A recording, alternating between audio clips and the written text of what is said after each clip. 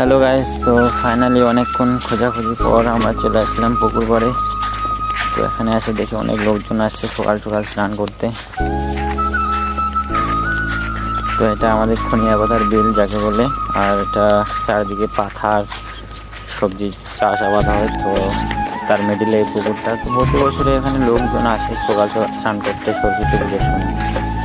তো এবারও সেরকমই সবাই আসছে সকাল সকাল স্নান করতে সরস্বতী পুজোর উপলক্ষে। তো আমরাও স্নান করলাম, স্নান টান করে সরস্বতী মাকে পুজো দিলাম। আর অনেক ভালো লাগলো সকাল সকাল আছে সবাই আসছে। তো সবাই ভালো থাকবেন, দেখা হচ্ছে নেক্সট ভিডিওতে। আর আমার যদি ভালো লাগে তো অবশ্যই চ্যানেলটিকে সাবস্ক্রাইব করে রাখবেন। ধন্যবাদ সবাইকে।